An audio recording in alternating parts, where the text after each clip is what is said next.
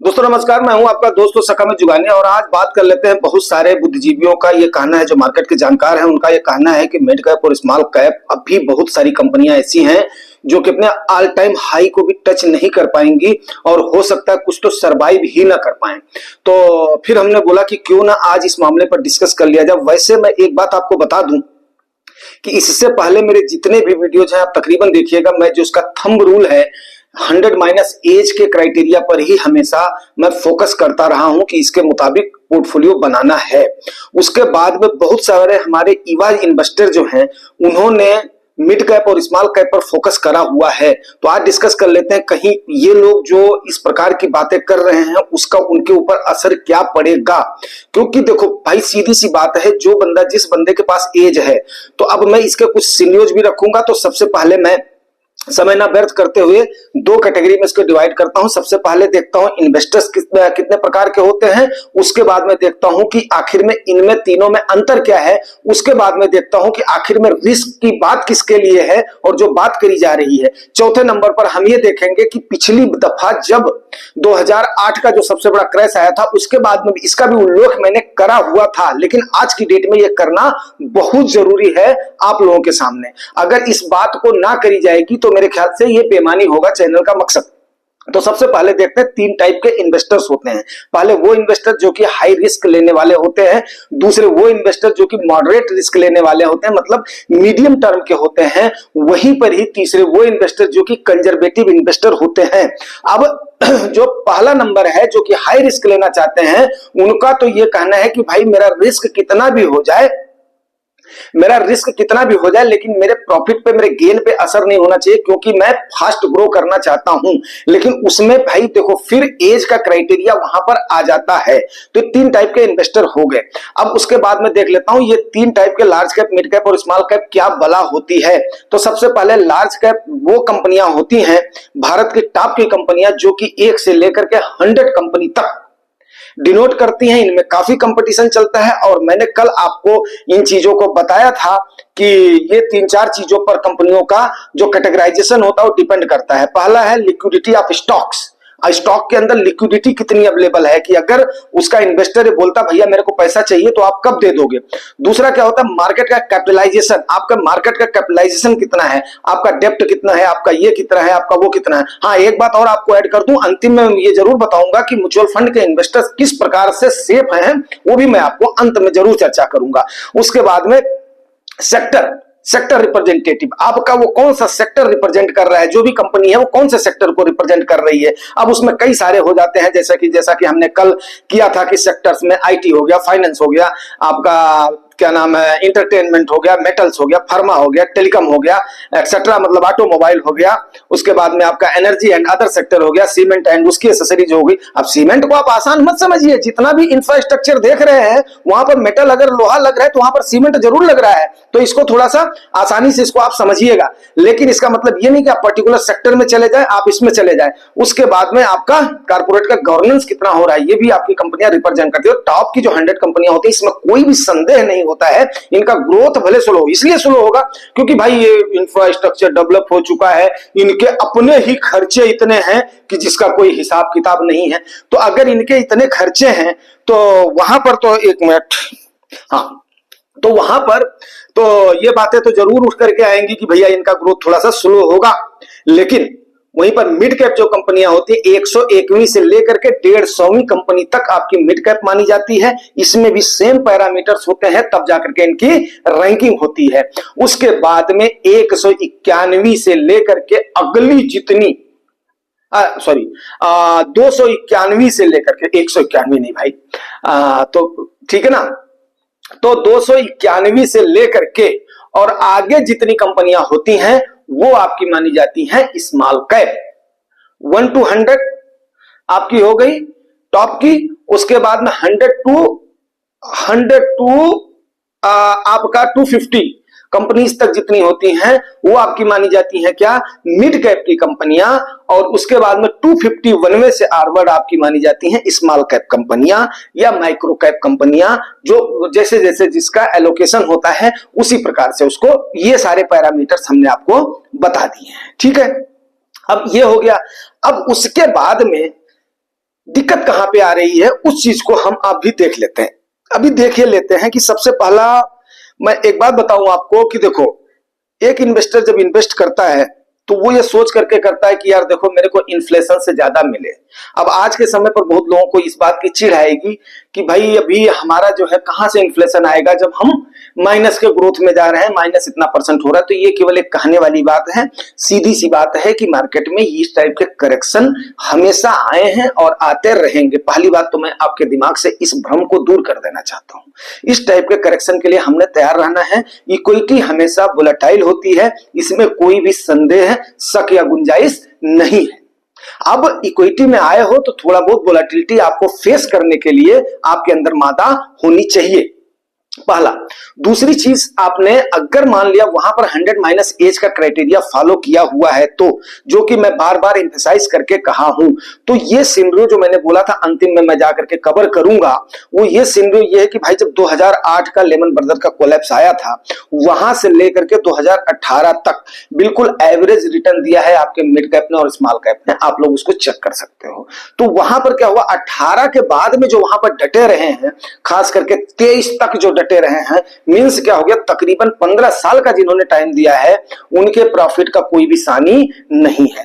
तो अब मैं उनको जवाब देना चाहता हूं जो आपको इस बात का सब्ज बाग दिखाना चाह रहे हैं या आपको डराना चाह रहे हैं कि आने वाले समय में कई सारे सरवाइव कर पाएंगे, कई सारे सरवाइव ना कर पाएंगे।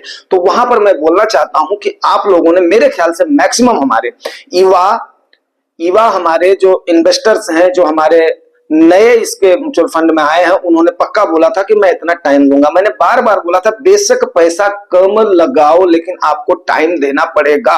ये बिल्कुल एकदम से फैक्ट रूल है कि 3 बातों पर ही मार्केट डिपेंड करती है। आप लोग जानते हो मैं बार बार उन चीजों को करता हूं, भैया आपके नॉलेज के ऊपर डिपेंड करती है। तो नॉलेज तो हमारे पास है नहीं, अब वो किसके पास है, फंड मैनेजर के पास है। ये भी बात मैंने बोला था, इसको मैं जरूर कोट करूंगा कि म्यूचुअल फंड इन्वेस्टर्स क्यों सेफ हैं। इसलिए सेफ हैं भाई मेरे, अगर मैंने मान लिया कि मैंने कहीं पर भी, जैसे मान लिया मेरे को प्लेन का एक्सपीरियंस है, बाकी मुझे हिल का एक्सपीरियंस नहीं है, या मुझे उस रूट का एक्सपीरियंस नहीं है जहां पर बहुत ज्यादा ट्रैफिक है, ये है वो है, तो मुझे वो चीजें अगर नहीं आ रही हैं, हमें सीधी और सिंपल सी भाषा आती है जो कि हमारे खानदानी इन्वेस्टमेंट का, निवेश का तरीका है, पोस्ट ऑफिस या बैंक, उसके अलावा हमें नहीं आ रहा है, तो हमें एक ड्राइवर, जब हमारा उस टाइप का रूट है जहां पर हमें दिक्कत आ सकती है तो वहां पर हम एक ड्राइवर हायर कर सकते हैं ना। उसी प्रकार से आपने म्यूचुअल फंड एक ऐसी सहूलियत है कि आप सबने मिलकर के एक उस ड्राइवर को हायर किया हुआ है जिसकी की कास्ट बहुत ज्यादा है, जिसकी की फीस करोड़ों में है, और उसको आपने हायर किया हुआ है। उसके बाद में वो आपका उसके पास सफिशिएंट नॉलेज है, तभी हमने उसको पैसा दे रखा है। तो ऐसे समय पर अपने उस एवरेज को ले जाना, किसमें खरीद फरोख्त करना है, किसमें खरीद फरोख्त नहीं करना है, ये काम किसका है, फंड मैनेजर का है। किसको होल्ड करना है, किसको सेल करना है, कैसे निकलना है। इसीलिए बाइंग और सेल की आपने जो वहां पर टिक करते हो ना, I accept the terms and conditions, तो वहां पर जो आपने उसको एक्सेप्ट करा हुआ है, आपने अपने फाइनेंशियल, अपने फंड मैनेजर को ये मैंडेट दे रखा है कि भाई मेरे ऑन बिहाफ यहाँ पर आप इसको सेल और परचेज कर सकते हो, आप इसमें परसेंटेज का एलोकेशन घटा और बढ़ा सकते हो। तो आप छोड़ दीजिए फंड मैनेजर के ऊपर, इंफॉर्मेशन आपके पास भरपूर मिलती है आपको जुगानी टॉक से। अगर आप इसके परमानेंट व्यूअर है, कोई भी इसमें संदेह नहीं है। कब आपने लमसम करना है, कब आपने अपनी एसआईपी को आपने कंटिन्यू रखनी है, हमेशा आपको बताया जाता है। प्लस आपका कितना एलोकेशन होना चाहिए, किस प्रकार का रिस्क आपको लेना चाहिए, ये चीजें आपको जो है टॉक से 100% मिल जाती है। तीसरी चीज है टाइम तो आपको अपना खुद देना पड़ेगा। चलिए अब इस पर हम कई बार चर्चा कर चुके हैं, अब हम बात कर लेते हैं आगे की। आगे बात जो आती है लार्ज कैप और मिड कैप और स्मॉल कैप में, अगर आपका एलोकेशन एक्यूरेट है तो आपको यहां वहां पर भागने की जरूरत नहीं पड़ेगी।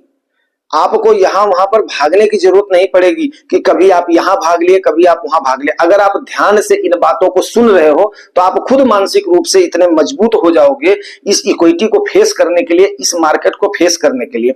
बिकॉज क्या है, अगर आपका गोल के साथ आपका इन्वेस्टमेंट है, अगर आपके गोल के साथ स्मॉल कैप, मिड कैप और लार्ज कैप में एलोकेशन है, तो इसमें कोई भी संदेह नहीं है कि आप अच्छा खासा सुकून के साथ निवेश कर रहे होगे। बिकॉज क्योंकि क्या है, सबको हमने उस समय बताया था कि थोड़ा थोड़ा थोड़ा थोड़ा करके, मान लिया लार्ज कैप में आप नहीं जाना चाहते हो तो कम से कम एक फंड आपके पास फ्लेक्सी कैप फंड होना चाहिए, एक फंड आपके पास मिड कैप फंड होना चाहिए, एक फंड आपके पास लार्ज कैप फंड होना चाहिए, अरे सॉरी स्मॉल कैप फंड होना चाहिए। बाकी अगर आप सेक्टोरल का थोड़ा सा टेस्ट चखना चाहते हो, कितनी बार मैंने बताया है, तो एक आध आपके पास सेक्टोरल होना चाहिए। तो इस मतलब अगर मान लिया दिल नहीं मांगता है, दिल मांगे मोर, जैसे लोगों ने सुन सुन करके बोला यार ये क्या बकवास करता रहता है जुगौनी भैया, डिफेंस सेक्टर ने इतना फंड दे दिया, कई लोगों ने मेरे से पूछा भी था, मैंने उनको मना भी किया था, नहीं अब आप इसमें नहीं जाना मेरे भाई, अब ये समय नहीं है। तो इस प्रकार से मना करने वाला मेरे ख्याल से, हालांकि मैं ये बात बार बार आपको बोलता हूं कि भाई मैं रजिस्टर्ड कोई जो है सेबी का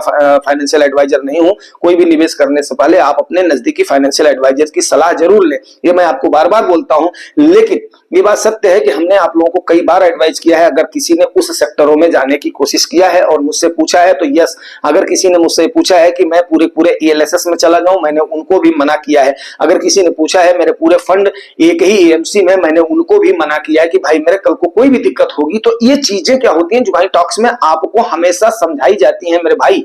तो आपके पास इंफॉर्मेशन भरपूर है, टाइम देना आपका काम है। टाइम आप कैसे दे पाओगे? टाइम आपको, हालांकि हमने बार बार बोला था कि आपको 3 कैटेगरी में आपको अपने गोल्स को डिसाइड करना है, एक शॉर्ट टर्म का गोल, एक मीडियम टर्म का गोल, एक लॉन्ग टर्म का गोल। अब शॉर्ट टर्म के गोल में आपका जाहिर सी बात है कि आपका फ्लेक्सी कैप या लार्ज कैप में इन्वेस्टमेंट होगा या कोई हाइब्रिड फंड में इन्वेस्टमेंट होगा, तो वो इन्वेस्टमेंट आपका उस लिहाज से रिटर्न नहीं देगा। लेकिन अगर आपके पास 3 साल या 5 साल का होराइजन है तो आप बैंक से या उससे और भी जो गवर्नमेंट इंस्ट्रूमेंट से ज्यादा रिटर्न पा करके अपने उस गोल को कंप्लीट कर सकते हो, नंबर 1। नंबर 2 मीडियम टर्म का गोल है, जिसको मैं कम से कम 10 साल का टाइम देने के लिए बोलता हूं, 7 से 10 साल का टाइम देने के लिए बोलता हूं। तो उसमें क्या होता है, आप मिड कैप फंड की तरफ जा सकते हो, वो भी आपको इतने दिनों में ठीक ठाक रिटर्न दे देगा, क्योंकि मिड कैप कंपनियां वो कंपनियां होती हैं जो कि आने वाले समय में ब्लू चिप कंपनियां बनने की तैयारी में होती हैं। जैसे भी कोई वहां से फ्लिप करता है, उस क्राइटेरिया को मीट नहीं कर पाता है, तो ये कंपनियां सीधे उसकी पोजीशन को अक्वायर कर लेती हैं और उसको फ्लिप कर देती हैं। तो इसलिए मिड कैप में भी अगर आपका इतना है, लेकिन 10 साल से 15 साल के बीच का अगर आपका गोल है, जैसे आपका रिटायरमेंट का प्लान हो गया, जैसे आपके बच्चों की शादी का हो गया, जैसे आपका बच्चा अगर छोटा है उसके हायर एजुकेशन का हो गया, तो then why you will not go in the मतलब स्मॉल कैप्स। यस, 15 सालों में कोई भी फाइनेंशियल पंडित ये नहीं बोल सकता है कि यस जुगानी टॉक्स का एक्सपीरियंस जो बोल रहे हैं वो कम से कम आपको इसके लिए मना कर रहा है कि आप उसमें नहीं जा सकते हो। तो जिस प्रकार का आपका गोल है उसी प्रकार से करना। जब आपका इतने लंबे टेन्योर का गोल है तो आज के टाइम पर आपको डरने की क्या जरूरत है? ये आपकी अपॉर्चुनिटी है। अगर आपके पास कैपेसिटी है, आपके पास अगर इनकम के सोर्सेस होते हैं, तो आप वहां पर अपने एक्यूमुलेशन बढ़ाइए। कई सारे मेरे व्यूअर्स और सब्सक्राइबर्स ने भी इस बात को बोला है, ये टाइम हमारा एक्यूमुलेशन का है, और वो युवा लड़के उसमें एक्यूमुलेट कर रहे हैं, ना कि वो परेशान हो रहे हैं। तो आप लोगों को परेशान या पैनिक होने की जरूरत नहीं है। ये एक फेज है मार्केट का, हो सकता है 1 महीना चले, 2 महीना चले, या कोई भी इस चीज को नहीं प्रेडिक्ट कर सकता कितने समय तक चलेगा, लेकिन ये पक्का है कि ये बादल छटेगा और उसके बाद में आप आगे की तरफ अग्रसर होंगे। तो उम्मीद करता हूं मैंने आपको ये सारी चीजें डिफरेंशिएट कर दिया है, और अगर इसके हिसाब से आप निवेशित हैं या निवेश कर रहे हैं तो पक्का आप एकदम से सुकून के साथ, चैन के साथ आप अपने निवेश की जर्नी को कंप्लीट करेंगे। और जो अमीरी की यात्रा आप जो एक एम लेकर के आए हैं और आप इस परिवार के साथ में जुड़े हैं, यस, आप अपने उस डेस्टिनेशन को कंप्लीट करेंगे, इसमें कोई भी संदेह और शक की गुंजाइश नहीं है। तो उम्मीद करता हूं मैंने आपको आज ये जरूर समझाया था। मिलते हैं शाम को किसी और सेशन में। Thank you very much. Thank